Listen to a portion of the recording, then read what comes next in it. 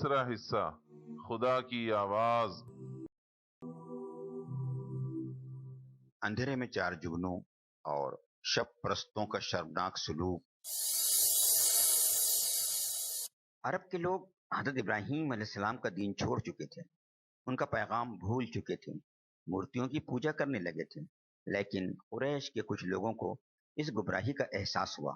انہوں نے شرک و بت پرستی کے خلاف آواز اٹھائی، لوگوں کو حضرت ابراہیم علیہ السلام کا دیا ہوا سبق یاد دلایا۔ مکے والوں سے انہوں نے کہا، قریش کے لوگوں، ابراہیم علیہ السلام کے بیٹوں، اللہ کا گھر پاک کرو، کعبے میں تم نے جو مورتیاں رکھ چھوڑی ہیں انہیں باہر نکالو، یہ تو بالکل بے جان ہیں، نہ سن سکیں نہ دیکھ سکیں، انہیں پوجنے سے فائدہ کیا؟ تم ان کا طواف کرتے ہو، ان پر چڑھاوے چڑھاتے ہو، ان کے نام کی قربانیاں کرتے ہو۔ بھائیو، اس دین کے بجائے کوئی اور دین تلاش کرو جسے عقل تسلیم کرے۔ بھائیو، تورات اور انجیل میں ایک نبی کا ذکر آیا ہے، وہ نبی تمہارے ہی اندر آئے گا، وہ بس آنے ہی والا ہے۔ یہودی عالم، عیسائی پادری، کاہن سب یہی کہتے ہیں، لہذا تم شرک و بت پرستی سے توبہ کر لو اور ابھی سے اس نبی کا انتظار کرو، دنیا میں بھی کامیاب ہوگے، آخرت میں بھی نہال رہو گے۔ اس وقت یہ ایک نئی آواز تھی، بالکل ہی نئی آواز۔ قریش کے کان کھڑے ہو گئے کہ یہ کون لوگ ہیں؟ دیکھتے ہیں تو عمر بن نفیل کے بیٹے زید ہیں، نوفل کے بیٹے ورقہ ہیں، حارث کے بیٹے عثمان اور حجش کے بیٹے عبیدہ ہیں۔ یہ سب اپنی قوم کی بزرگ اور قابل قدر ہستیاں تھیں، سب لوگ ان کی عزت کرتے۔ ہر شخص جانتا یہ چاروں آدمی دین ابراہیم کے پیرو ہیں، یہ شراب اور جوئے سے کوسوں دور ہیں، بت پرستی سے سخت بیزار ہیں، بیچاری لڑکیوں کے لیے سراپا رحمت ہیں۔ اگر سن لیتے ہیں کوئی شخص اپنی معصوم بچی کو زندہ گاڑنے جا رہا ہے، چاہے مفلسی اور تنگ دستی کے ڈر سے یا باعث ننگ و آر سمجھ کر، تو یہ فوراً جا کر اسے ہر قیمت پر حاصل کر لیتے ہیں اور خود اس کی پرورش کرتے ہیں۔ جوان ہو جانے پر باپ کی طبیعت راغب ہو تو اسے واپس بھی کر دیتے ہیں۔ یہ سب کچھ صحیح، لیکن بھلا قریش کو یہ کب گوارا ہو سکتا تھا کہ یہ لوگ ایسی نامانوس صدا بلند کریں؟ وہ یہ کیوں کر برداشت کر سکتے تھے کہ ان کے مذہب پر کھلم کھلا تنقید کی جائے، اسے غلط ٹھہرایا جائے، ان کی مورتیوں کا کھنڈن کیا جائے، ان کی بے بسی کا چرچا کر کے دلوں کو ان سے بیزار کیا جائے؟ اسی طرح کی پوجا پاٹ اور نظر و نیاز میں تو ان کی عمریں گزری۔ یہی ان کے معبود تھے جن کو وہ باپ دادا سے پوچھتے آئے تھے، کیا وہ انہیں چھوڑ دیں؟ یہ تو کبھی سوچ بھی نہ سکتے تھے۔ انہوں نے نفرت سے منہ پھیر لیے، حقارت سے کان بند کر لیے۔ پھر اسی پر بس نہ تھا، بہتوں نے گالیاں دی، تانوں کے تیر چلائے، تمسخر کے خنجر بھونکے اور جتنا ہو سکا جسم و روح پر زخم لگائے۔ اسی طرح ایک زمانہ گزر گیا، کوئی تو ہجرت کر گیا، کوئی عیسائی ہو گیا، دین ابراہیمی پر صرف زید رہ گئے۔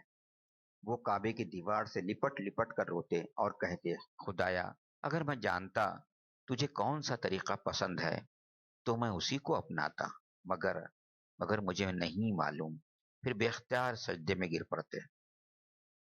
غار ہرا میں حقیقت کی تلاش۔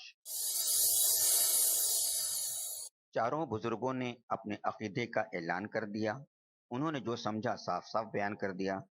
اس پر قریش نے خوب مذاق اڑایا۔ وہی لوگ جو اب تک خوبیوں میں بے مثال تھے، شرافت اور انسانیت کا معیار تھے، انہی میں اب کیڑے ہی کیڑے دکھائی دینے لگے، عیب ہی عیب نظر آنے لگا۔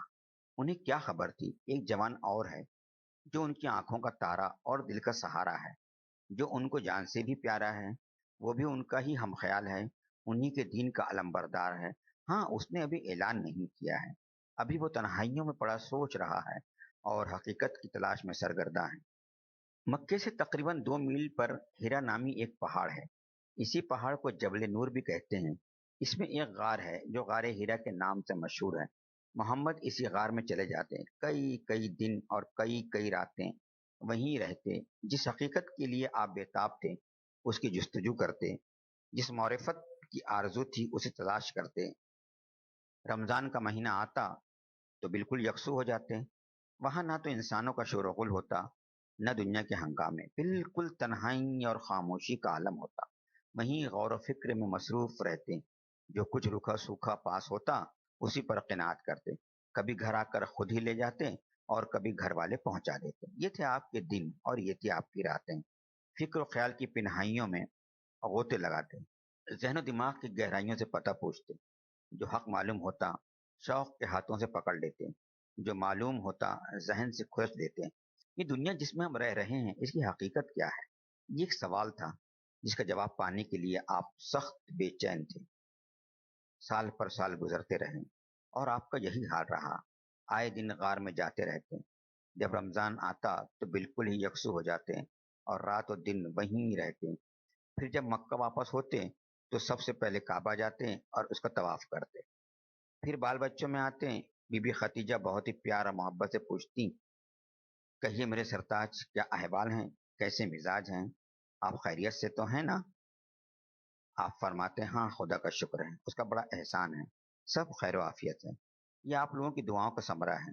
بچے آپ کو گھیر لیتے، جو بہت چھوٹے ہوتے وہ لپٹ جاتے، جو بڑے ہوتے وہ باتیں کرتے، بڑے بھولے پن سے پوچھتے، آپ کہاں تھے ابا جان، ہم بھی آپ کے ساتھ چلیں گے۔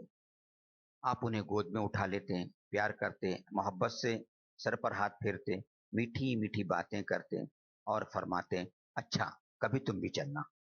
آپ کچھ وقت بال بچوں میں گزارتے، ان کی پیاری پیاری باتوں سے خوش ہوتے، ان سے ہنس بول کر سکون پاتے، ان کی معصوم اداؤں کے مزے لیتے، پھر غار ہیرا لوٹ جاتے۔